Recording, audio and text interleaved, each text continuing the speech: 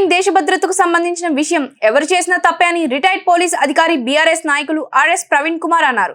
స్వార్థ ఇతర ప్రయోజనాల కోసం ఫోన్ ట్యాపింగ్ చేయడం సరికాదు అని అభిప్రాయపడ్డారు. అలా చేసి ఉంటే ఎవరైనా చట్ట ప్రకారం శిక్షార్హులే అని ఆయన పేర్కొన్నారు. నేను ఒక బాధ్యతాయుతమైన పోలీస్ అధికారిగా, ఒక రిటైర్డ్ పోలీస్ అధికారిగా, మరి ముఖ్యంగా ఒక బాధ్యతాయుతమైన పౌరుడిగా ఫోన్ ట్యాపింగ్ వ్యవహారంలో నేను ఎలాంటి పబ్లిక్ స్టేట్మెంట్ చేయను. ఎందుకంటే ఇది ఫోన్ ట్యాపింగ్ అనేది దేశ భద్రతకు సంబంధించిన విషయం.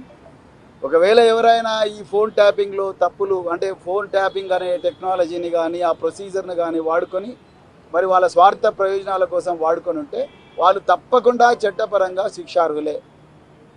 అంతే తప్ప నేను ఒక బాధ్యత గల ఒక సీనియర్ రిటైర్డ్ పోలీస్ అధికారిగా, అదేవిధంగా ఒక బాధ్యతాయుతమైన రాజకీయ నాయకుడిగా నేను దేశ భద్రతకు సంబంధించిన ఈ వ్యవహారంలో ఎలాంటి కామెంట్ చేయాలని అనుకోవడం లేదు. ఒకవేళ ఎవరైనా తప్పు చేసి ఉంటే తప్పకుండా వాళ్ళను చట్ట ప్రకారంగా శిక్షించాలి, బరాబర్ శిక్షించాలి. అట్ ది సేమ్ టైం దీన్ని రాజకీయ ప్రయోజనాల కోసం వాడుకోకండి. నేను మళ్ళీ రిపీట్ చేస్తున్నా, రాజకీయ ప్రయోజనాలకు వాడుకోకండి. దేశ భద్రతకు సంబంధించిన విషయం. అందుకొరకు ఎలాంటి పరిస్థితులు కూడా నేను దీని మీద ఎలాంటి పబ్లిక్ స్టేట్మెంట్ ఇవ్వను మిత్రులారా. Thank you very much. అదే చెప్పిన కదా ఇప్పటివరకు. నేను మళ్ళీ చెప్తున్నా, ఈ ఫోన్ ట్యాపింగ్ వ్యవహారం అనేది దేశ భద్రతకు సంబంధించిన విషయం.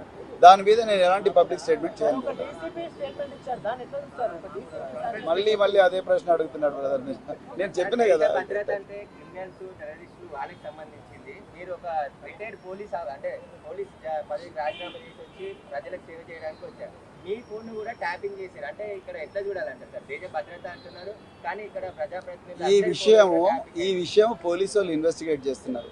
ఆ విషయం వాళ్ళకే వదిలేస్తాను నేను.